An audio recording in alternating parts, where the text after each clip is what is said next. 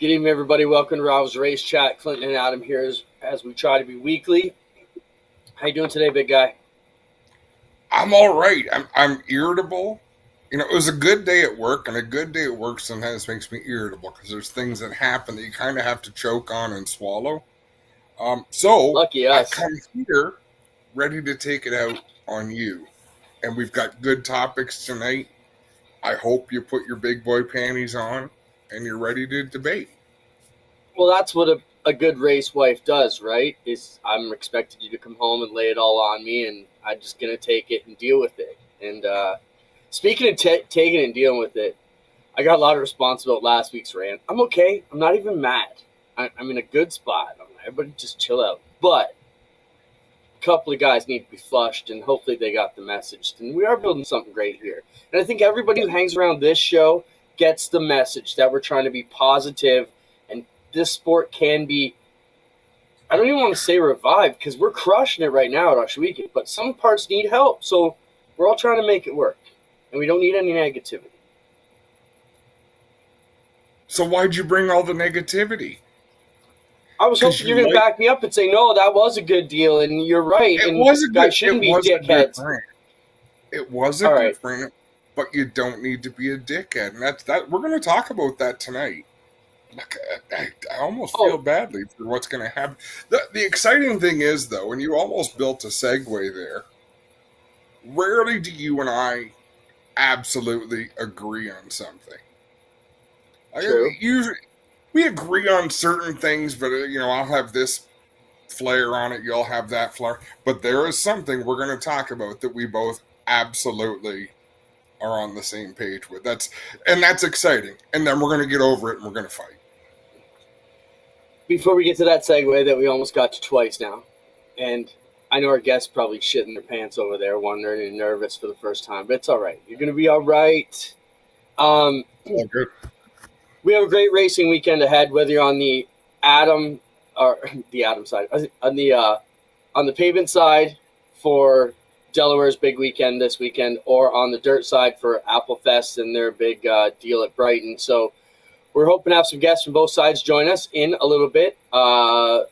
We will be joined by Matt Williamson. DJ Christie is going to join us, talk about his recent runs. And our first guest is going to join us now. So let's get into what we agreed upon before we bring our guest on. You and I agreed, Adam, that, I'll let you tell the story. How do you want us to tell the story about how this next segment's coming together? I don't think I can tell the story. I think she should tell the story. Because it's a little fuzzy to me. Where the beginning is a little hazy. So, well, it was about 5 a.m. at the fire after Nationals. And our first guest, Nikki, is going to join us. Bring Nikki on. Nikki is a race wife. I think we're can we call you that, Nikki? Welcome to the show. Hi, guys. Thanks for having me. I'm happy to be the reason you guys are not going to fight for a minute. That's all right. Yeah, you're probably the only guest. You're the only guest who doesn't want us to fight. So, Nikki, should we tell the story, or do you want to tell the story of what's coming up tomorrow night at 8 p.m.? I mean, I was pretty fuzzy about it as well until the next morning when I received your messages. And so, yeah, I mean, I can get it started, and then you guys can fill in the blanks if there's anything I'm missing. What's that? Give it.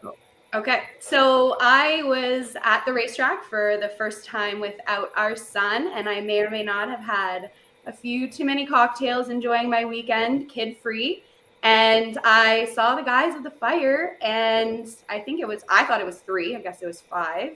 And I was explaining to them my thoughts on that they needed to have maybe some wives on their show, talk about behind the scenes. Felt like, my partner always had you guys on in the background and I was listening in and out. But, if you had women on there, I feel like I would be more engaged. And so I pitched them an idea that I didn't have prior to that moment. And yeah, I guess here we are a week and a couple of days later.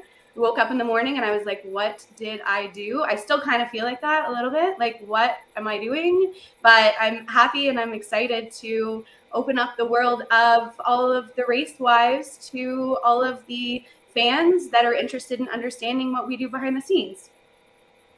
So very quickly, Clint and I knew that this is not for Rivalz Race Chat.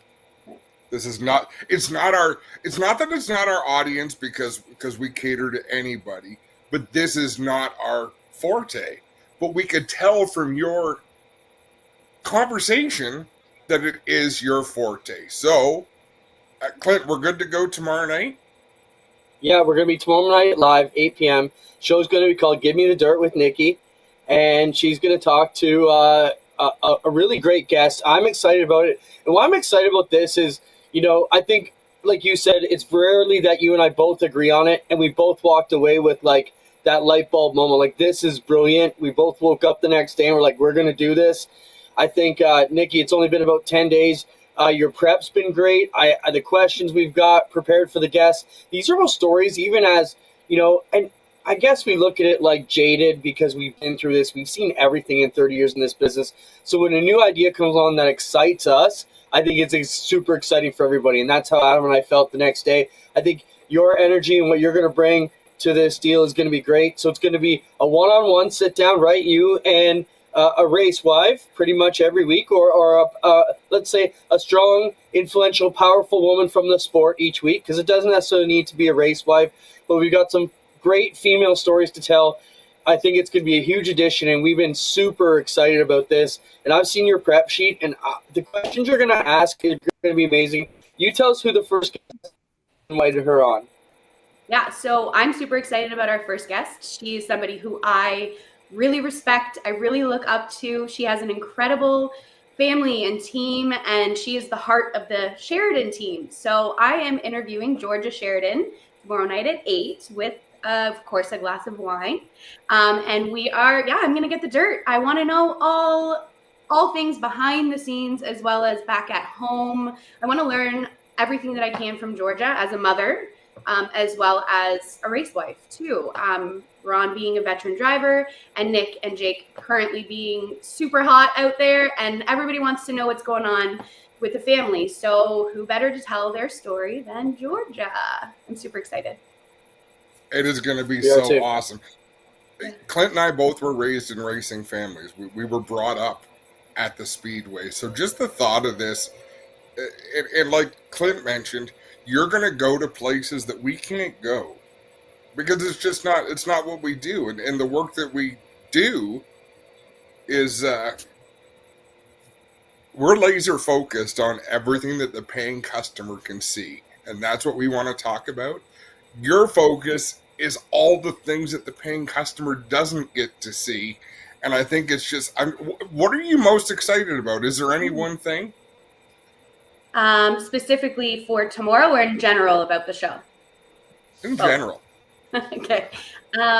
In general, I am most excited to form a female community. I think that that's really lacking. We're so busy behind the scenes that we don't really get to communicate and spend much time together. And so I'm really excited to introduce the women to one another. And so that maybe one day we can all sit by the fire and have drinks without you guys. I don't know.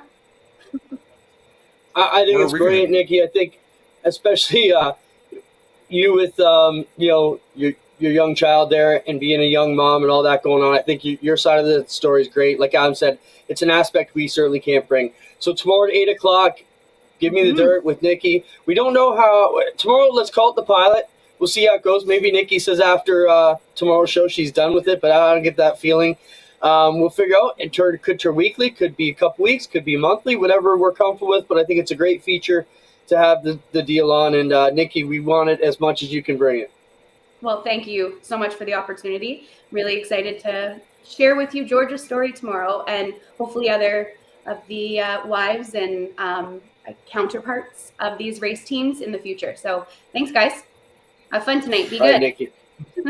Do you regret 3 a.m. or 5 a.m. drunken conversations? Oh, good Have question. you learned anything from this?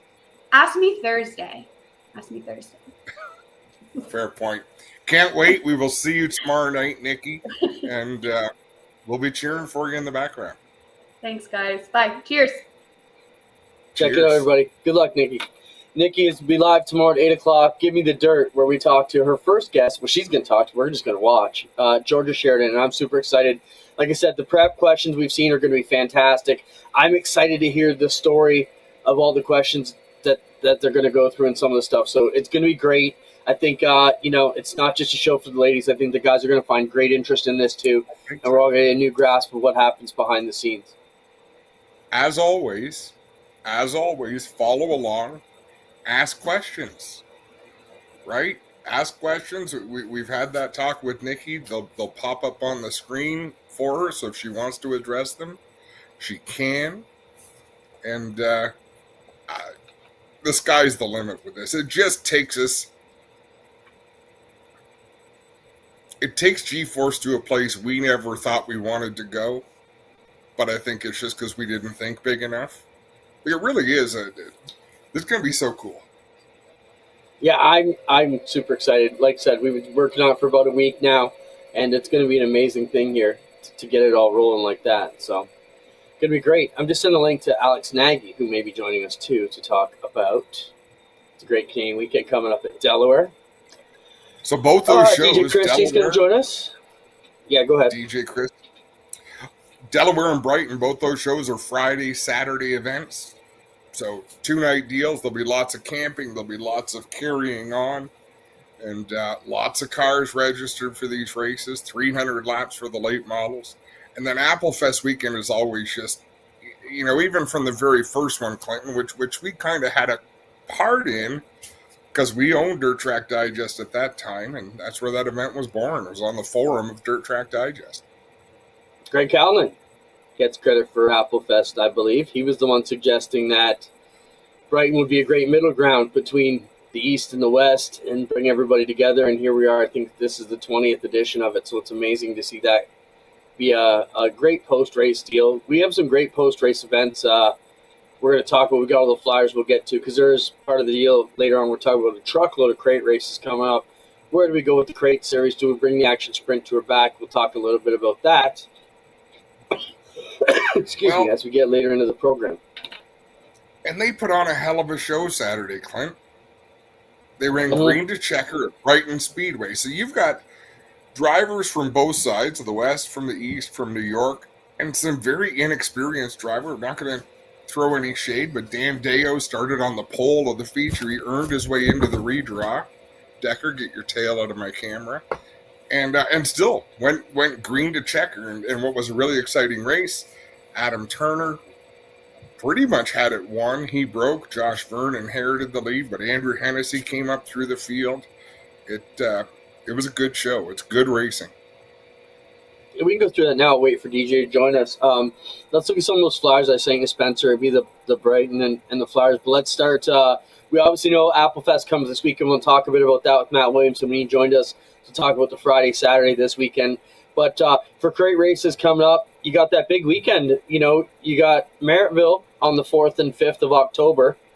So, they've got the crates as the one of the headliners there with the 358 modifieds on the Friday night of Merrittville's Fall Brawl, which this was the Humberstone date that Merrittville kind of took over with Humberstone going away, kind of picking up that weekend, same kind of classes and making it work there.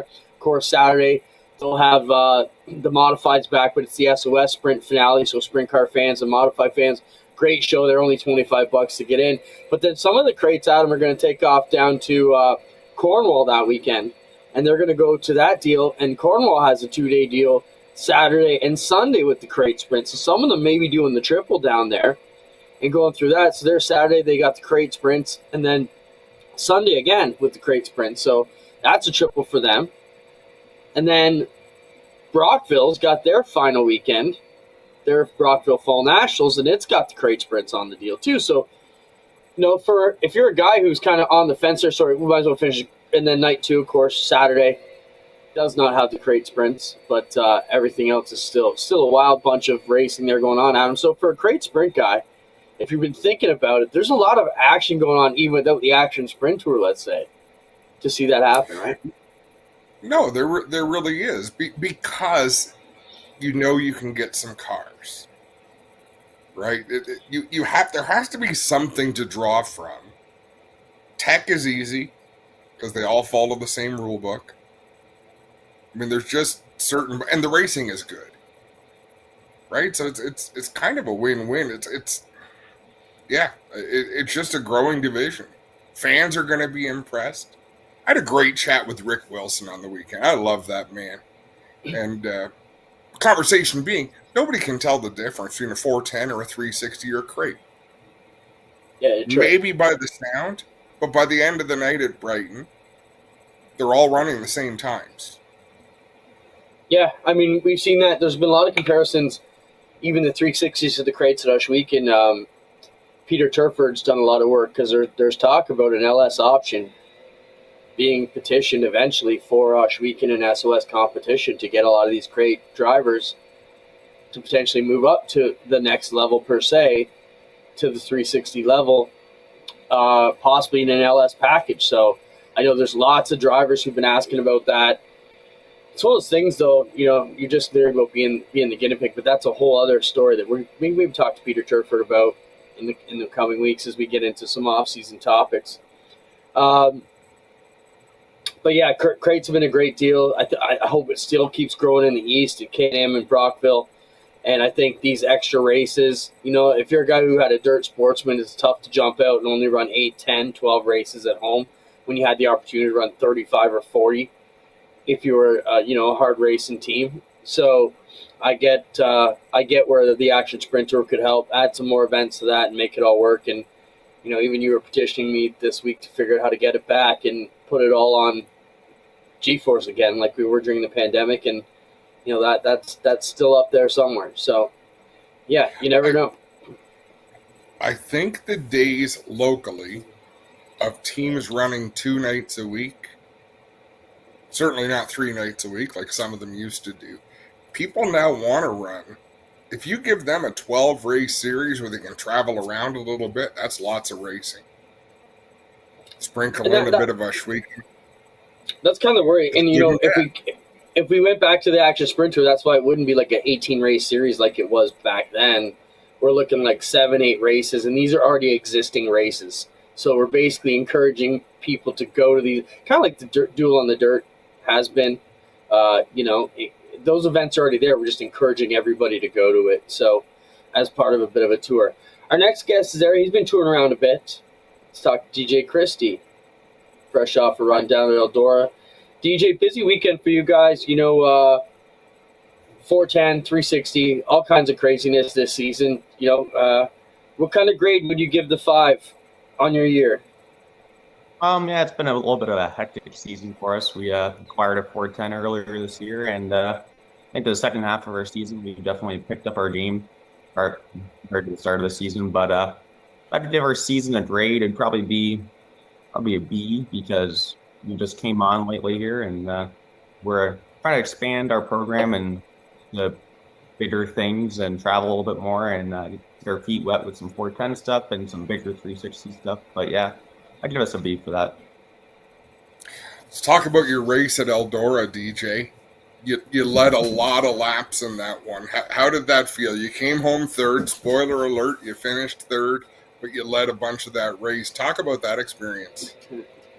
Yeah, I've replayed that one a few times already in my mind. It was quite the experience. It's just quite the event there. Like, you roll out on that track, and it's unlike anything else I've ever experienced. It's just, you're there with everybody watching. We met so many great people throughout the whole weekend, but red flag came out with 14 to go, and my legs started shaking, and the nerves were starting to settle in, and I know there's fast guys behind me. I didn't know exactly where everybody was because I didn't even know Dylan flipped. I saw that 47X was in second, so I thought I was going to have to fight him for the win. Little did I know that I'd have to beat racing Dazen Pursley and JJ Hickle, who were, I think, in 8th and 9th at the time. But it was just a wild race. So, Clint, I'm going to jump in for one more. Have you ever built a race setup that would really come to life like that? You couldn't have fought off Dason Pursley. At the end of that race, that car was lights out. You were as good as can be for the first part, but clearly their car's fired late. Does it change the way you approach a feature race moving forward? Yeah, like those guys get paid to do that for a living, and if they put their car in the fence, it's not on their dime, right? So we unfortunately had a wind valve go bad, so I couldn't move my wind the whole race, so that definitely hindered the last half of it, unfortunately. But yeah, it was actually the same setup. It was identical to what we ran at the Nationals, which I thought was a little bit bizarre, but that's just the way the night went, and it definitely worked for the first half of the race. Nationals this year, obviously, big Friday for you guys. Let's talk about how that went for you. It's a tough it's a tough race to win. You need everything to kind of go your way. Even as far as the heat groups you get stuck with some slugs. You're in trouble to get go. How would you rate your Nationals weekend? Honestly, the Nationals were a great weekend for us. We started Friday off with starting sixth in our heat, which I didn't know how that was going to go, but everybody just dove for the bottom and was fighting for the inside. And I just went to the top. The top wasn't the faster line around the racetrack at the time, but if everybody's fighting for the same lane, I'm just going to sail around them on the top. And I had lined us up starting on the pole, the feature for the Friday night Twin 15. And yeah, we just kind of set sail from there. I think Saturday was just as good. We had a tough heat, which definitely hindered our starting position, but luckily we were locked into starting 9th or 10th based off of the win from Friday. But yeah, we drove up through the field in the feature on Saturday, which was our best Nationals yet, finishing 4th, which nothing to shake a stick at there. You look at the tires we were around, like we drove by Sam Haferte's, and how cool is that? Well, and those are some of the things that we noticed as well. And I don't want to put any negativity on Sam Haferte's, but he started on the front row and finished outside of the top 5. That's not because he's no good. It's because our locals are pretty damn good. So what was it like to go to Eldora and race at the front there? I mean, what were your expectations, DJ, when you went down there?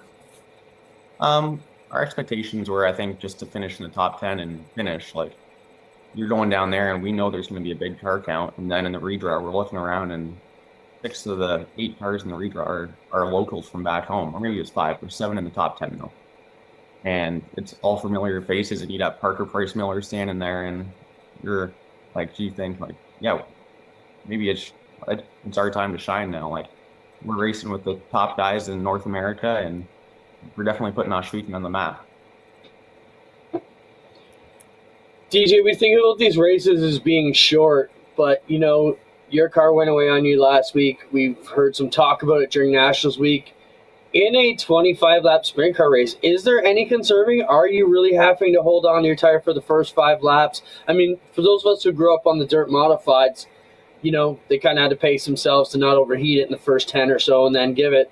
In sprint cars, are you conserving, or are you just going the whole time? Personally, I think I struggle with conserving my tires. I'm more of a hammer down and let's get to the front right away. And I think that shows in our performance sometimes, but it's definitely not like the asphalt where my family comes from. You're definitely conserving a lot more there. But yeah, I definitely need to practice a little bit with that just because, like, you see Dazen and JJ just drive around everybody, but they were also burning their stuff up. So maybe it's a slick track thing compared to a hammer down thing that we're not used to back home. Like, those guys were wide open, pounding the fence the whole time. And if their tire's in the moisture, it's definitely going to stay a little bit cooler than us burning it through the slick. So definitely something to learn and practice, but that's why we're racing as much as we can right now. That leads me to my next question, DJ. What do you have to do next to continue your progression, and where are you going to do it? Like, where do you have to go to find the skills you need? Honestly, like, you can just race more at home. Like, you see what our locals have been doing, and it's translated to, 5 of us traveling a little bit more than everybody else, and we're always kicking somebody's ass when we go on the road. Like, I think we're going to try and do more next year in the States. Like, we have 2 engines now. We have 2 360s and 1 410. So I think with the 410, we're going to try and do more local stuff rather than more of this high limit stuff and outlaw stuff, just so we can get laps. Like, you're racing with these guys at the high limit race on Saturday, and there's no slouches. Like, you're looking in the pits and everybody's somebody. Like, we have nice stuff, but it wasn't near the stuff that we were racing. Where do you go from here, DJ? How do you finish off your year? When do you guys call it quits for the season? We're going to go to Merrittville in the 4th for their SOS finale, and then maybe Outlaw with the ESS at the end of the year for their season finale as well. And then just start planning for 2026 and see what that has in store for us. We're going to, like I said, schedule as many races as we can right now. Well, that's exciting. You had a really fantastic finish to the September portion of your season. There's a little bit more to go, but DJ, congratulations on the improvements you made this year and finishing off really, really strong. Yeah, I appreciate that. That was definitely a crazy trip, and as much as it sucked to run third, JJ Hitchell came up to me after a race and was like, you know, we just got 30 laps to practice in the 410 and hopped out of that and into the 360, and it was 2 seconds slower a lap. So, like, what do you expect is going to happen when we have two of the best coming down and jumping in 360s race with you guys? So that was a little humbling. There is no shame in a third place finish. No. To make sure we understand this, that you did amazing. That's a hell of a run. Yeah, it did sting a little bit to not lead the last 4 laps, but hey, nothing to shake a stick at. You got to lose them before you can win them. You know, I'm sure you'll be back there. That seems like the Eldora is a staple on your schedule lately, DJ. Thanks for joining us, man. Good luck. We'll be following how it goes throughout the off season, and we'll be there hang around Merrittville too. Yeah, thanks for having me on the show, guys. Have a great rest of the season. I hope to see you at the racetrack soon. You will. Talk to you soon. DJ Christie, obviously solid runs down at Eldora this past week, and great week at Nationals for him. Obviously didn't win it, but picked up one of the twins on Friday, which is arguably one of the hardest things to do. Part of that weekend too is win one of those twin 15s. So to get it done, good weekend for those guys. Alex Nagy's next. Yeah. I wonder if DJ's dad, Jay Christie, and Sheridan's dad, Ron Sheridan, ever mixed it up at Delaware. Well, I think they probably did. Maybe Alex would probably know. Let's bring on Alex now, getting ready for their big weekend. Delaware has their Great Canadian weekend. Alex, this weekend you got all kinds of stuff going on. Now Adam can get your insult in. Go ahead, insult him, Adam. Go ahead, buddy. Alex is pretty old. I don't know how solid is your memory, Alex? My memory's good. If I was there. Did Ron Sheridan and Jay Christie, would they have had many mix-ups back in the day, or? I don't think so. Jay raced most of his years after I moved along, but me and Ron had a few scuffles, but nothing serious. So, yeah, I mean, not scuffles, but run-ins, you know. We're all competitive. Ron's too nice to have run-ins. Easy. You don't know Ron that well. All he does is smile.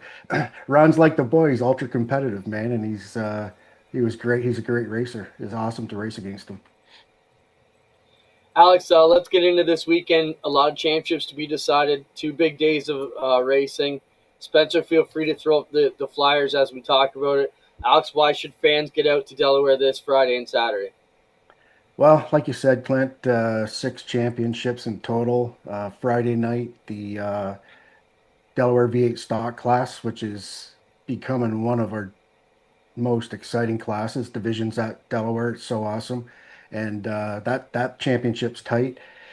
We have a little bone stock shootout, non-points night. And bone stocks are like the V8 stocks, always put on an incredible show. And to finish the night, we'll have our final King of the Hill of the year. I think our last King of the Hill, we had 33 or 37 cars.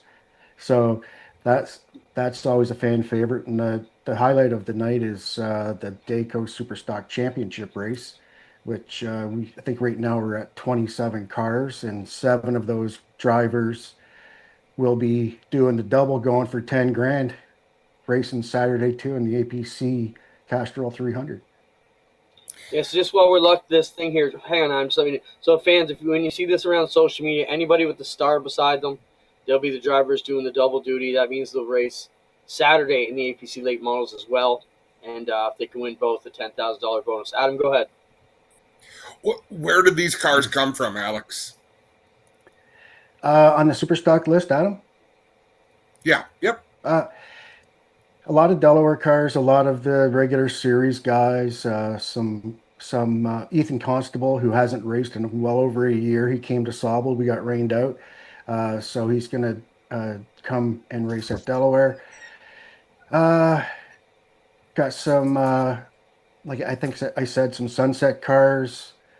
Daniel Hahn, some late model guys like Joe Lawrence, some hitters, man, some hitters that are racing the super stock race like Pritico and Nagy and Lawrence and J.R. Fitzpatrick, Sean Chenoweth, Ray Morneau.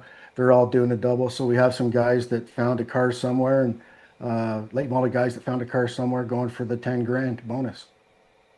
It's got to feel talk good, about Alex, that bonus.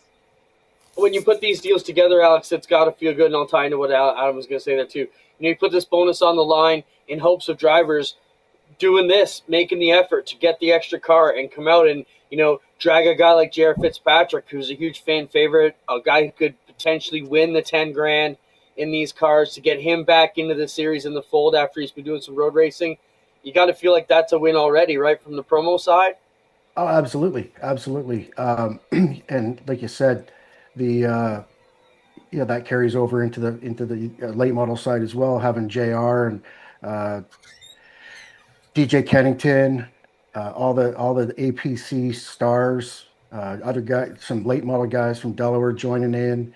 So, and also the Superstock challenge, the double challenge. We have Zardo racing too. He's racing a double.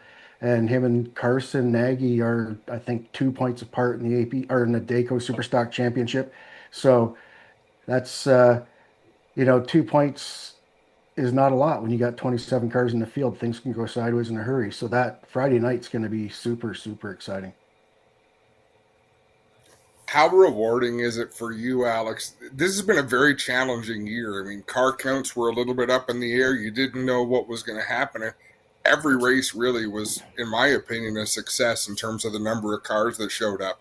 But nothing is like this weekend. Like, obviously, you're doing something right down there. Well, yeah, thanks, Adam. I mean, you folks at Us Weekend went through the same thing last weekend, right? You had your big event, you throw some money up there, you treat people right, invite them to come race with you and hope they show up. And like yourselves, we've got the same sort of response. So we're super, super excited about that. That's for sure. Alex, we've had some questions. Is Rogers covering Friday? No, Rogers is done now. They're moved on to the London Knights with junior hockey. We'll be there Saturday. We're going to start a bit early. I haven't confirmed with Spencer. It could be as early as like 4:30 or 5 o'clock, I think, is qualifying for APC. Will be our broadcast on Racing America. We'll be there for it.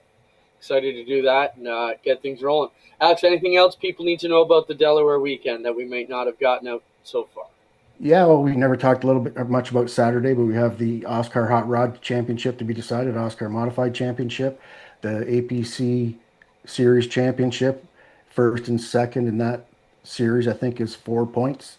So there's nothing that isn't up for grabs this weekend. I think it's 1 point. As you know, we have three races within our 9-race APC series schedule that are designated an NTN Triple Crown race, and that's going to be decided as well on Saturday. And I think there's 1 point between Steckley and maybe Sheridan in that. So, yeah, all kinds of crazy stuff. We'll have some live music up top during the breaks in the action on Saturday with Kaylee Hamilton, a fairly local singer. She's really, really good. And NTN's bringing their big trailer that it's interactive. You can walk through it and check out a whole bunch of cool stuff there. Plus their pit stop competition set up, so all the fans get a chance to win some prizes with that. So all kinds of stuff going on. Camping is everything's selling really well. There's tickets available still, of course, and there's a few camp spots left. So DelawareSpeedway.com, you can get all your stuff there. And you guys are going to be there, so what else could people ask for? Oh, look at you go. See, Adam, you're trying to pick on me, and I threw that at you. You know what? I don't feel bad. I don't. If people knew what I had to live through, announcing in front of a crowd and having Alex Nagy in one ear saying whatever he wanted to say, It was a lot of fun, but I Yeah, don't feel bad for 1 second. It was fun for sure. Look forward to seeing you this weekend, Alex. Thanks for coming on, and it's going to be big. Yeah, it's going to be big. Thanks for having me, guys. If you're a race fan of any type, that's a place to be this weekend. Is Delaware Speedway for 2 nights for sure. All right. Thanks, Alex. Have a good week. Thank you, guys. You bet. Our final broadcast of the APC series comes on Racing America this afternoon, this Saturday afternoon. Make sure you check it out early evening.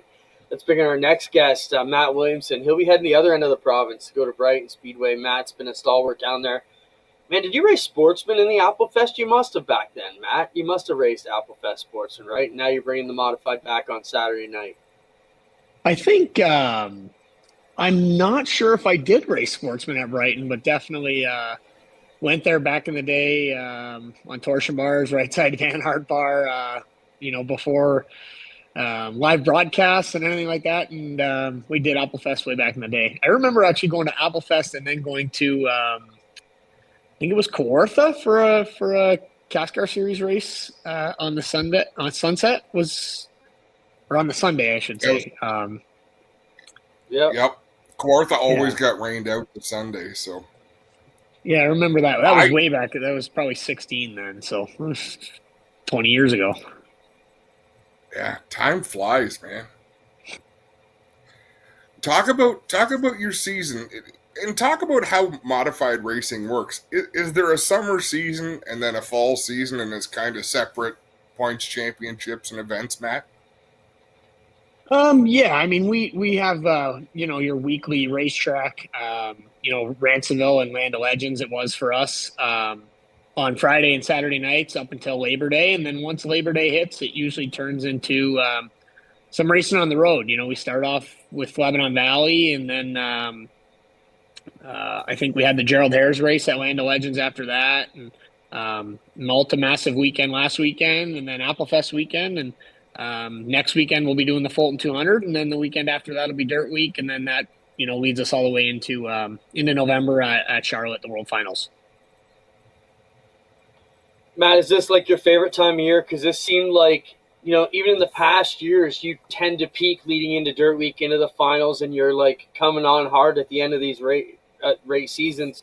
Do you feel like you peak at the right time, and are you going to be able to do that again this season? I do love this time of year. Whether we run good or bad, this is my favorite time of year for racing.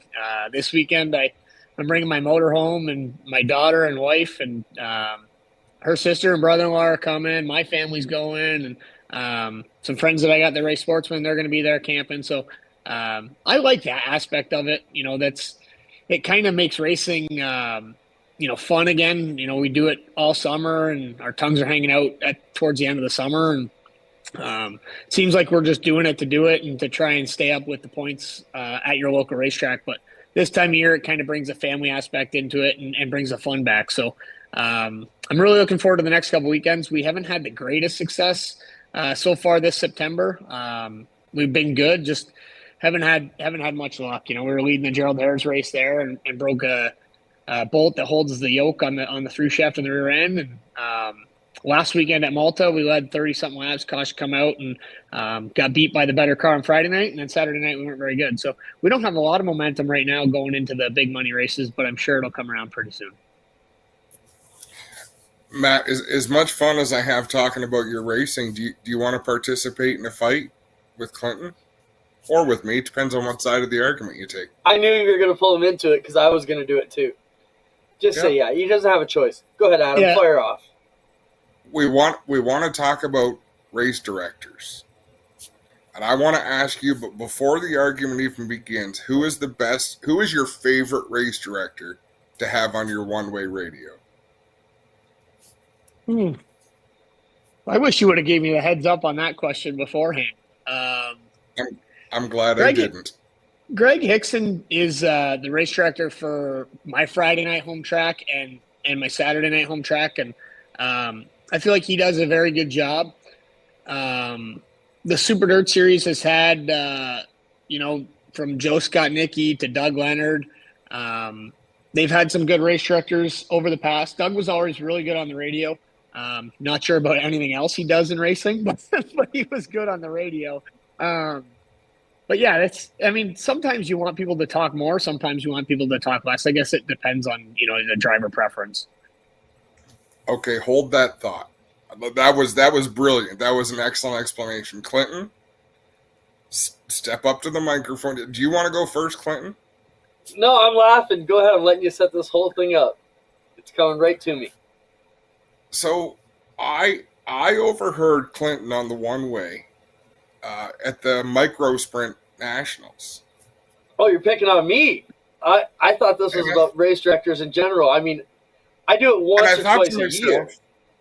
And I thought to myself, why does someone have to talk to the racers like an asshole? Like, you don't need to raise your voice. You don't need to get nasty. You are the authority. You should be a calming presence in these drivers' ears. You're just there to relay information.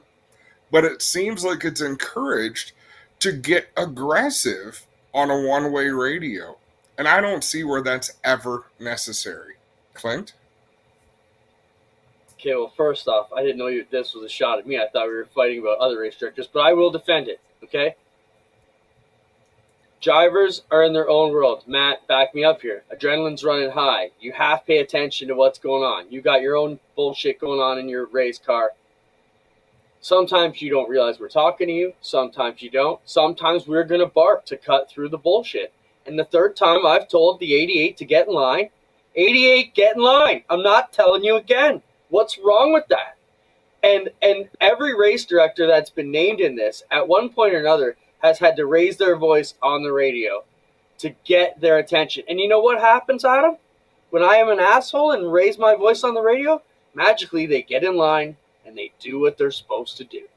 So, Matt, is it okay for a race director once in a while to get hyped up to cut through the bullshit?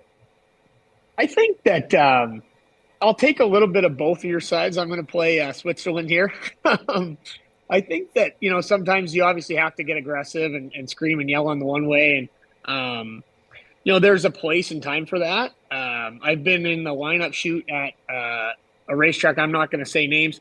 That the track owners come on the radio and started screaming at the division that was ahead of a Super Dirt Series race and told them to get their shit together and, screaming at these poor street stock guys. And nobody would ever guess who it was. It's not who everybody thinks, but I thought that was a little bit different. And I've been in a scenario where the race director has been yelling at us before we even go green, because of stuff that's happened during the week or the week before and yelling at us to keep our heads on straight. And we haven't even taken the green yet. So I thought that was a little bit kind of funky because, you're kind of working everybody up before you even get racing. And that's probably not the best thing to do. But I guess there's a time and a place for everything. And people have their opinions on what's right and wrong, I guess. Look, I'm trying to control the field. I'm trying to control the field, not babysit feelings. We're not babysitting feelings here. Here's my rebuttal. Do you remember what we did at Ashwaubenon for the first heat that rolls out at 7:30? No, I don't know. The first week you're waiting and waiting and waiting for cars to show up. What'd you do the second week? If you don't show up by 7:29 on the line, you don't race in the first heat. And we ran a heat with like 4 cars in it one year. They never lined up late again. You have all the authority as the race director. You've got the rule book in your back pocket. 88, I don't care if you're having a temper tantrum on the racetrack. I'm not going to pull you out of the car and spank you on the bum. I'm going to send you packing. And I can do it nice. It's just like we talk about. Every race official. So stop right there. You make it sound like they're all doing what you're told. The only reason I'm an asshole is because they're bigger assholes. So sometimes you got to be a dick on the radio to get their attention and realize to maintain authority. Adam, I'd like to see you as a race director when the guy just rolls around in the spot lap after lap after lap and he's not doing what you want to do. Do you remember what we did to West and pat him on the back and say, "Oh, dude, do you remember what we did to West Cows?" Actually, Maddie might have even been in that race. You strap on the radio and try it out, bro. He stopped on the back. listen, I picked on you because I didn't want to pick on any other race directors. I'm just saying, you've never Wes done Talon stopped on the backstretch, and we had the officials say, "Look, get going. You're going tail," and he wouldn't leave. We backed the tow truck up, and next thing you knew, his car is 8 feet up in the air, getting towed off into the pits. We have all the rules. You have all the power already. You don't have to get aggressive. But you're saying, that would be rude what you did to Mr. Talons. You picked up his car, but you asked him nicely on the radio. Why'd you have to touch his car? You're being ridiculous now. Be a man. No, I'm not over here to do your feelings. You know what? If it was such a problem, they wouldn't have got in line, and we would have still been rolling around yellow. They listened, they got their shit together, and we went back to it. Matt, he's talking about the night you guys were there, and it was a late night. So we were wound up. Things were getting a bit late. And I'm sorry, but my top division should not be dicking around under yellow when there's 8 freaking cars out there. Get it together. I'm not picking on you, Clinton. Like, I used you as an example because it's fair, because you're here to defend yourself. No commentary on anyone else, just what I hear. It'd be like a tech director. If you find something illegal, does the tech director jump up and down, throw his hat out the window, and say, "You're effing out of here"? It's a totally different dynamic. No, it's not. It's 100% totally the same. You let me know what event you'd like me to race direct. I'll race direct it. Matt, you don't want him as your race director. Anyways, we'll fight this after you go. Matt, what race of the next few weeks are you looking forward to the most? Is it the World Finals? Is it back dirt week at Oswego? And what race, you really need to make sure you win? Dirt week's obviously number one. The guys and myself worked really hard at building a car to go down there and hopefully turn some heads as well as be fast on the racetrack. So tech inspection day on Tuesday is going to be a lot of fun as always. And then hopefully when we hit the racetrack Thursday with the big block, it'll be all the hard work paying off. So really looking forward to Dirt Week, looking forward to Brighton this weekend, and the World Finals, like you said, that's always fun too. Hopefully we can go run good at Dirt Week so that at the World Finals we don't have a ton of pressure and we can race for a championship. But we've been in the scenario both ways of it. We've been on the good side of the scenario and on the bad side of the scenario. So hopefully we can go down there and race for a championship one way or another. Matt, I got one more for you, Matt. Go ahead. Go ahead, Adam. I got one more after. I just want to talk about tech at the mile. It seemed like, on the outside, you guys are running template cars. Everything should be the same. What are we still fighting about? Little lips on the bodies like we used to at the mile, or what's the ongoing fight at tech on Tuesday at Oswego? The last few years, it's been little stuff. I mean, we came out with a window 2 years ago that was different than what everybody else would run, but it was within the rule book.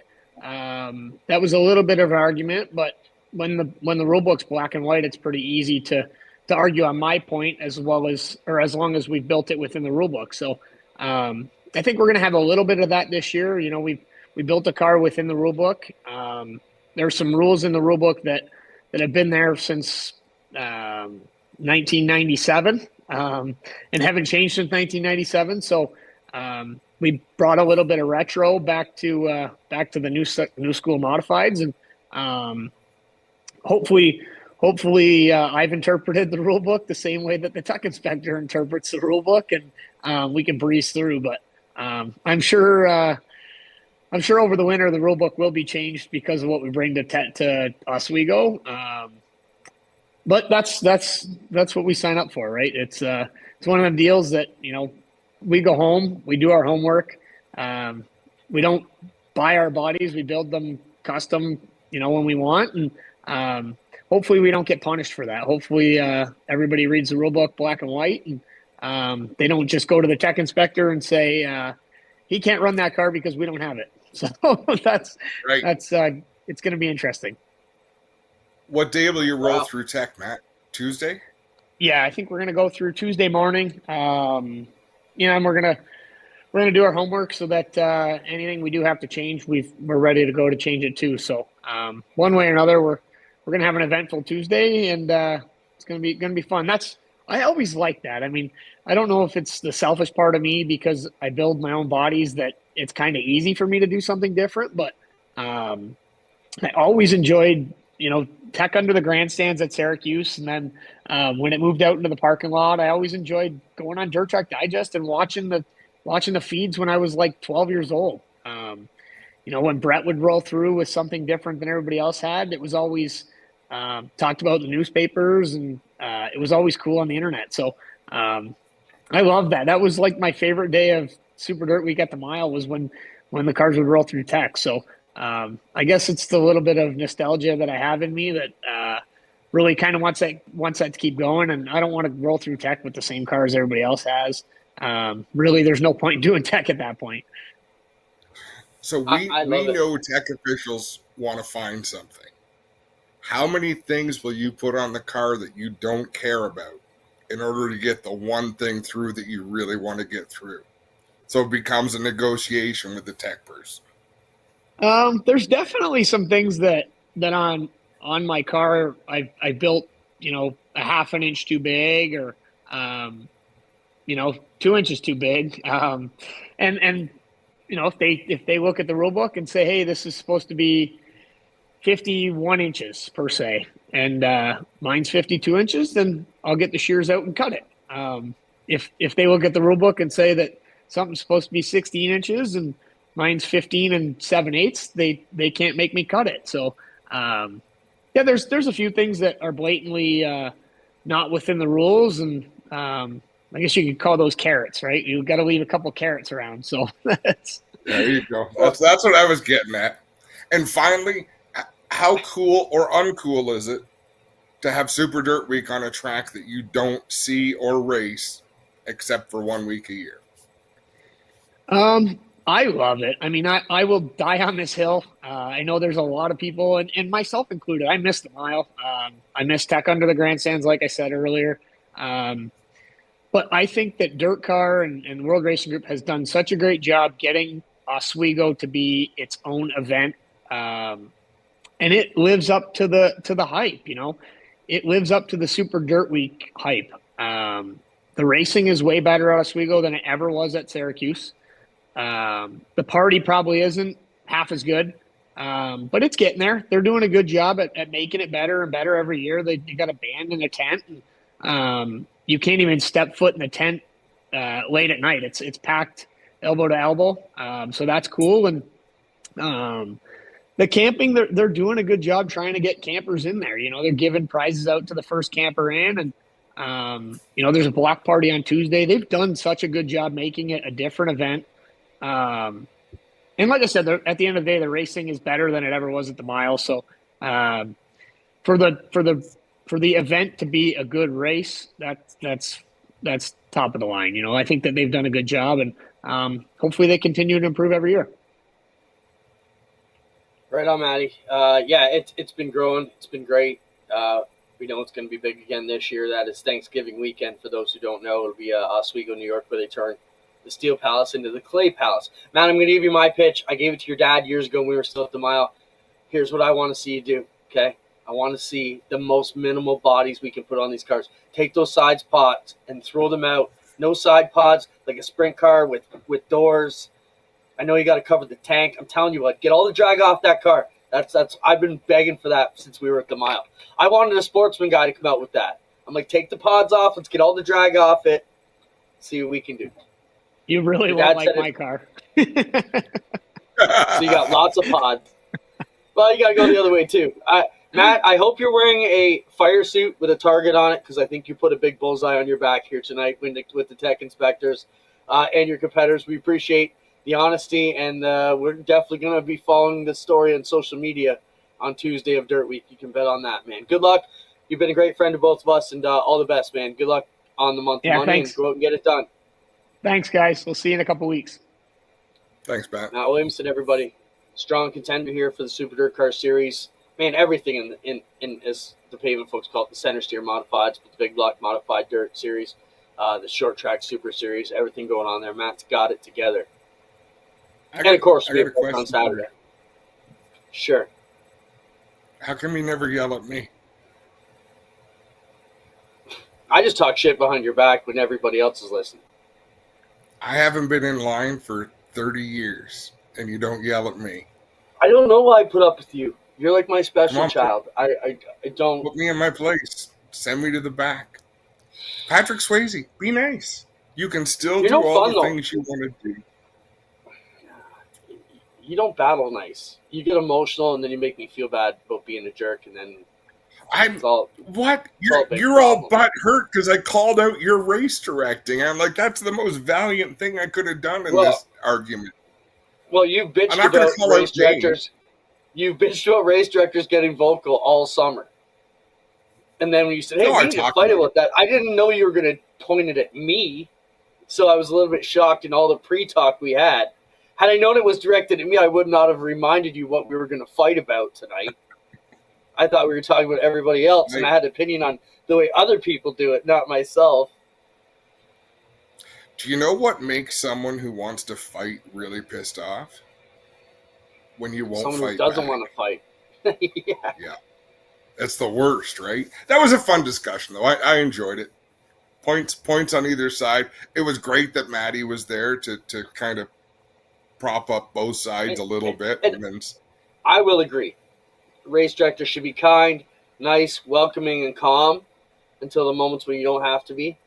But a couple times a night, if the race director has to bark at somebody, I'm okay with that on my team. Make it special. Bullshit and let them know. Yeah. If you're going to do it, make it the exception, not the norm, so it's an extraordinary moment. Because remember, if you're pissed off at one person who won't get in line, there's 23 others on the track that didn't do anything wrong. Yeah, and you also have to remember, like Matt said, you have one channel, not one channel per class. So every driver who's getting into the race car or getting out of the race car around the whole property is hearing that whole conversation as you're reaming somebody out, let's say. And Dave Hunsinger, this is to you specifically. I was not talking about you. Anyone who comes along can only do what the person before them did, or whatever you're trained, whatever you see, whatever you experience. It's kind of a. I'd love to race direct a show next year, maybe on the microspin track. I'm in. I'd love to see that. It's horrible, man. It's the worst job in racing. I gotta tell you. Sunset's final dance was last week. Obviously, nobody knows where the track goes from here. Lots of rumors, lots of speculation. We do know the Toddish era is over. Thank you, Sandra and Brian, for everything you did and your staff. And looked like they had a packed house, man. Packed house, lots of car counts. And good on the pictures I saw were amazing. Yeah, for sure. Great to see everybody come out and support them one last time. We have about a month and a bit of racing still to go around here. Get out and support the local tracks. Like I said, if you're a pavement fan, Delaware's the spot this weekend. If you're a dirt fan, Brighton's the spot here in Ontario this weekend. Lots of other great races coming on down the pipe at all the tracks will be around. We have 2 events left. We'll be Saturday on Racing America, the APC final from Delaware this week. And then Autumn Colors, Friday, Saturday, Sunday, it looks like, in 2 weeks from now. So those will be our final broadcast for the year. I don't know what else we have to get to. I think that's almost everything. Oh, Burger Barn Videos of the Week. They're on permanent hiatus and suspension. We got a strike. And for those of you who don't know what that means, when you're on YouTube, if someone claims you use their property or their music or any of their licensed stuff, they make a complaint. If you get 3 strikes, you're out off YouTube altogether. So for the time being, until we can find out what caused it, we're going to have to hold off on the videos of the week a little bit. But we'll come up with some other cool stuff. Getting a whole new show tomorrow. Give Me the Dirt with Nikki is going to be great. I can't wait to see how that comes about. There's talk about a few more shows, Cam show on Mondays as well. So we're going to keep you going throughout the season for sure. Off season, I should say. And keep rolling. Anything else you want to say, Adam? That show is going to be really cool that Nikki's putting together. I think her demeanor is right. Her aspirations are right. They're in the right place. And I think as viewers, I think she's right. It is going to build a community, and that's pretty exciting. Yeah, I think if she gets half the response we've got just being at the racetracks, it could be life-changing for her for sure, too, to go out and have everybody calling your name. But I think it's going to be awesome. So check that out tomorrow night. We'll definitely watch and see how it goes. And excited to hear the story behind the Sheridan family in Georgia and all how that goes with, like Nikki said, two of the boys that are hot right now. One on top of the dirt, one on top of the pavement. Ron, his own right. The question are awesome. It's going to be a great discussion. And welcome back, Jimmy Kimmel. Oh, really? We're going to go political now? He's back on the air tonight. That's not political. That's business. There's going to be more viewers tonight than that. They're going to shatter records tonight. Good for them. I'm still out. That's it, man. Spencer, anything you want to add? No, he never says nothing. Just a big no. That's probably what got us astray. What? Spencer coming on and saying something. Nope. All right, we'll talk to you soon.